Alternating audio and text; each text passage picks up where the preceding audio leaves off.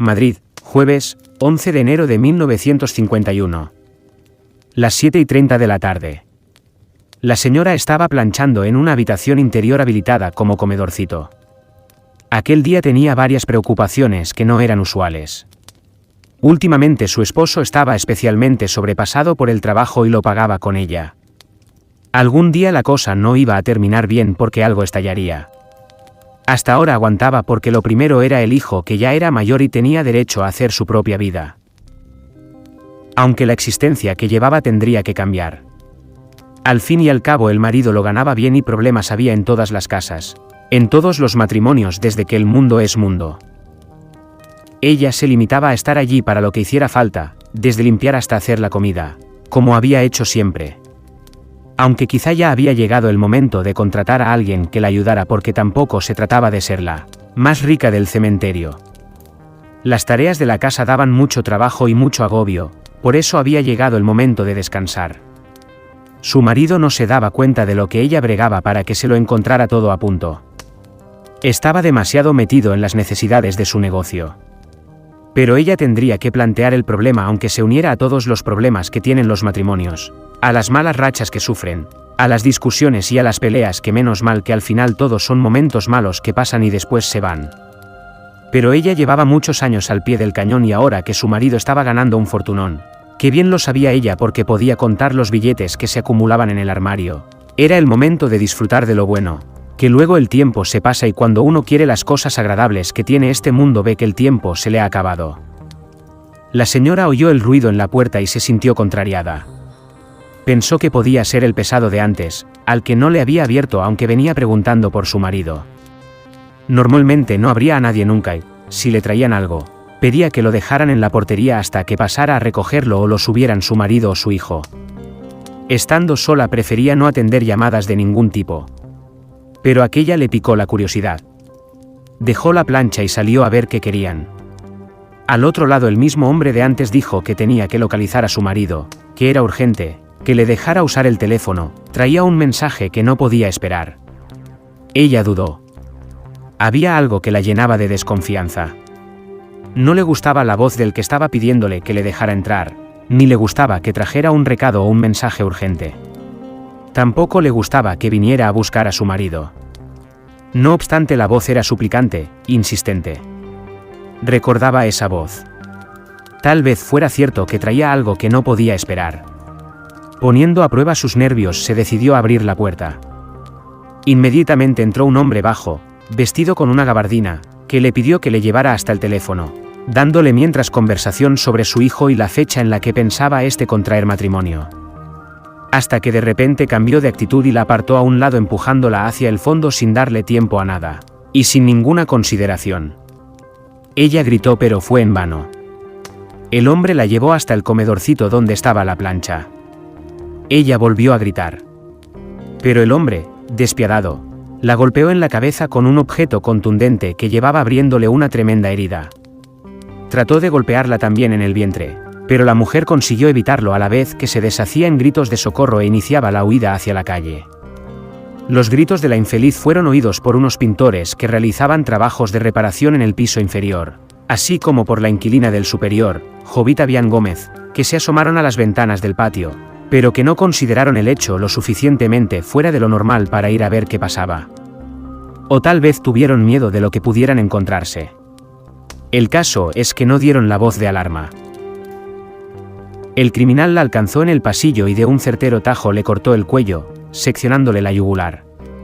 Cayó al suelo en el pasillo prácticamente muerta. El asesino llevó a cabo un detenido registro de la vivienda y se apoderó de 70.300 pesetas, en billetes, que estaban guardados en el armario ropero de la alcoba conyugal y también 1.300 pesetas que estaban en la cartera del hijo del matrimonio, en uno de los bolsillos de una americana colocada en una silla del cuarto donde planchaba la señora. Los policías identificaron a la víctima como Juana Rivas García, de 47 años, ama de casa, natural de Bailén. El crimen no fue descubierto hasta las 11:20 de la noche. El cuerpo fue encontrado por el hijo de la víctima, Julio Caballero Arribas, al regresar a casa. Como tenía llave de la vivienda, la introdujo en la cerradura y al intentar abrir la puerta observó que aunque cedía, Una vez entreabierta tropezaba con algún impedimento extraño que obstruía la entrada. Era el cadáver de su madre. El asesino sabía que la víctima se encontraba sola. Sabía que las personas que convivían con ella, el marido, Rafael Caballero Quiroga, y el hijo, Julio, habían salido de su domicilio a las 3:30 de la tarde hacia su trabajo, en el taller mecánico que primero tenía en la calle de Andrés Mellado 88, dato del que se había asegurado por medio de un niño que jugaba en el portal y que les había visto salir. Convencida por la insistencia del supuesto recadero y su tono apremiante, la mujer abrió la puerta.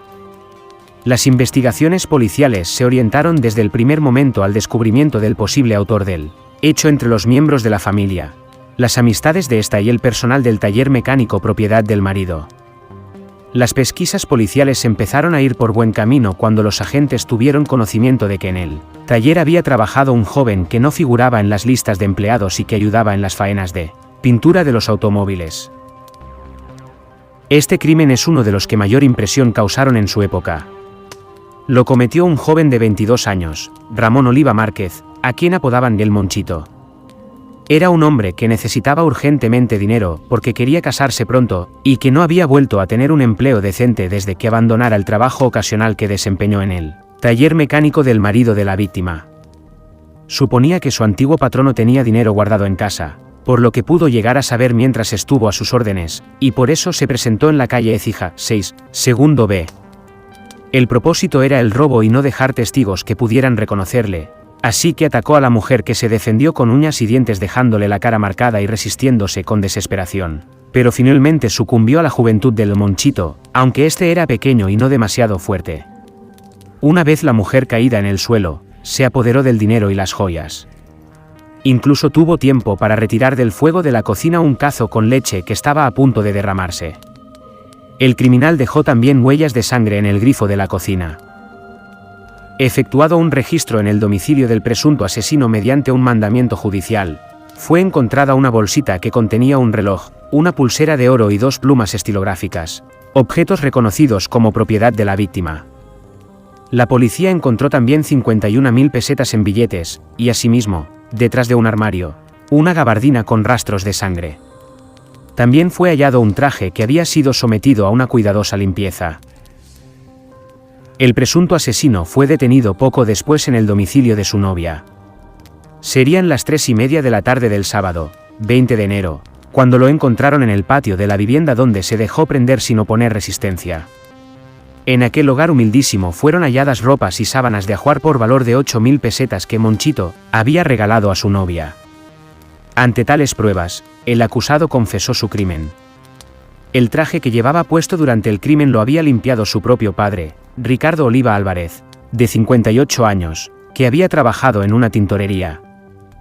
Los funcionarios policiales detuvieron a los padres del Monchito, Ricardo y Rosa Márquez Cubella, a su novia, Elisa Alba Mejía, de 20 años, y al padre de esta, Vicente Alba Carpio. Entonces se supo que aquel día, después del crimen, Monchito se fue para la casa de la novia a pie y comiéndose un bocadillo de jamón que había comprado en un bar.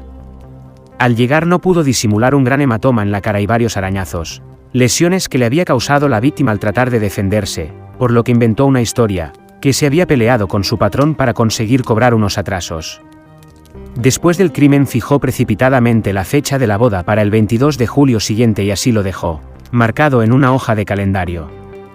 También se compró un acordeón, instrumento que siempre había querido poseer. A Ramón Oliva, el Monchito, algunos le tenían por retrasado mental, pero el tribunal que lo juzgó lo encontró imputable del crimen que se le atribuyó. Tras el juicio, en el que su abogado trató de disminuir la pena alegando retraso mental, fue condenado a garrote vil. Unos meses después, el verdugo daba 2 vueltas de rosca al garrote y el Monchito moría.